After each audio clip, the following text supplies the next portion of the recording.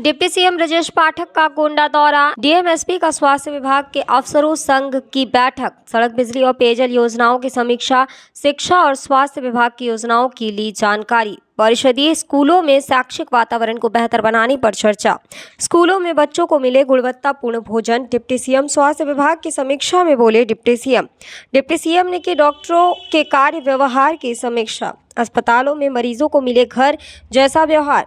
Deputy CM मरीजों को भगवान जैसा माने अस्पताल कर्मी। ब्रजेश पाठक जच्चा बच्चा को 48 घंटे तक अस्पताल में रोकने के निर्देश। टीबी मरीजों को गोद लेने का लक्ष्य, 2025 तक टीबी को प्रदेश से भगा देंगे। सरकार आम जनता को उच्च स्तरीय व्यवस्था देने के लिए कटिबद्ध, गरीबों और वंचितों को लाभ पहुंचाने का काम कर रही है सरकार। समीक्षा बैठक खत्म कर मनकापुर के लिए रवाना हुई। मनकापुर स्थित आईटीआई में आयोजित पार्टी कार्यक्रम में होंगे शामिल। बीजेपी के जिला स्तरीय प्रशिक्षण में शिरकत करेंगे डिप्टी सीएम। सर्किट हाउस से निकलते ही सामने निर्माणाधीन मेडिकल कॉलेज का भी डिप्टी सीएम ब्रजेश पाठक ने किया औचक निरीक्षण, परखी गुणवत्ता, दिए आवश्यक दिशा निर्देश। गोंडा से रिजवान अंसारी की रिपोर्ट।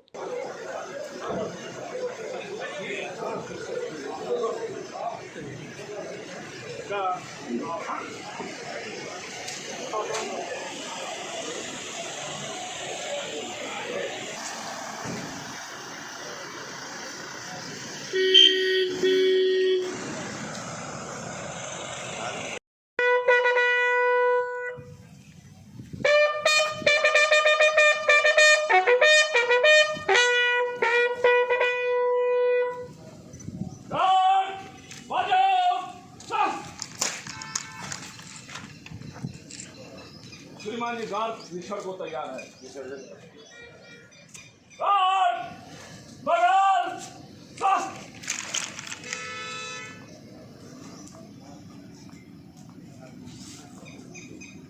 संतरी खड़ा रहेगा, बाकी गार्ड विसर्जन।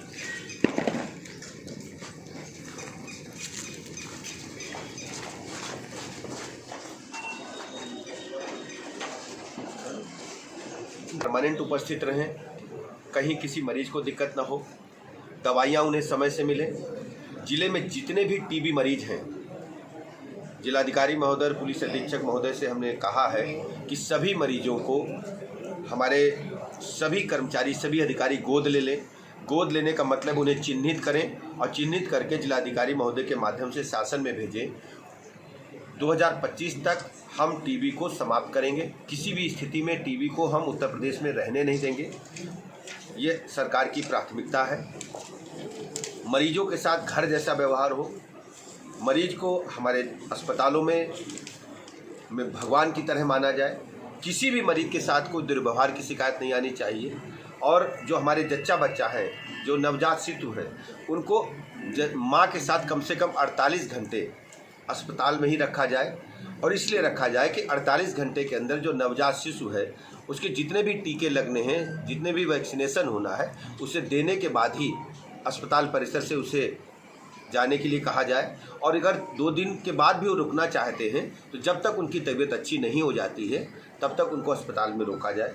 ऐसा हमने सभी अपने चिकित्सकों से, संबंधित अधिकारियों से कहा है। और मुझे लगता है कि हम सब मिलकर के अपने जनपद गोंडा को एक उच्च स्तरीय चिकित्सा व्यवस्था, उच्च स्तरीय शिक्षा व्यवस्था, उच्च स्तरीय रहन सहन लायक, और लोगों को महसूस हो कि उनके जीवन में एक ऐसी सरकार आई है जो सबके हित के लिए काम कर रही है। ये सरकार गरीबों के लिए, वंचितों के लिए लगातार काम कर रही है और सबकी सुरक्षा का दायित्व हमारी सरकार का है। तो मंत्री जी, 100 दिन की कार्य योजना सरकार ने बनाई है, आज 1 महीना पूरा हुआ है, क्या कुछ हुआ है और अगले 100 दिन में क्या? अभी हम लोगों ने सभी विभागों का प्रेजेंटेशन देखा है और कार्य योजना बन गई है और शीघ्र ही पूरी कार्य योजना के साथ हम आपके साथ समझ बैठेंगे। लेकिन ये तय है, ये गरीबों की सरकार है, वंचितों की सरकार है और हर सरकार सबको साथ लेकर के चल रही है। हमारी प्राथमिकताएं में जो भी सूची है हमने आपको समझ बताया है। हमारा मानना है कि वास्तव में ये आम जनता की सरकार है और हम सबको साथ लेकर चलेंगे और किसी भी स्थिति में किसी भी विभाग के संबंध में किसी को पीड़ा नहीं होनी चाहिए। जिम्मेदारी हम सबकी है। अखिलेश यादव ने ये आरोप लगाया है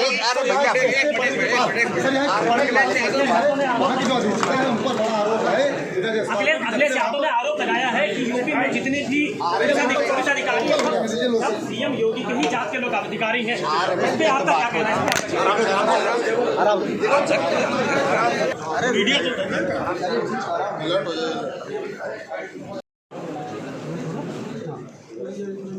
जनपद के सभी वरिष्ठ अधिकारियों के साथ जिलाधिकारी महोदय, पुलिस अधीक्षक महोदय, मुख्य चिकित्सा अधिकारी महोदय, मुख्य विकास अधिकारी महोदय के साथ साथ पानी, बिजली, सड़क, स्कूल, अस्पताल जो सरकार की प्राथमिकताएं हैं उनके बारे में हमने सबसे चर्चा की है।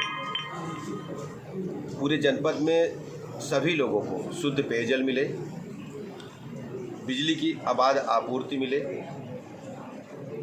स्कूलों में बच्चे समय से पहुँचे, सभी शिक्षक समय से पहुँचे, उनको मध्याह्न भोजन गुणवत्तापरक मिले।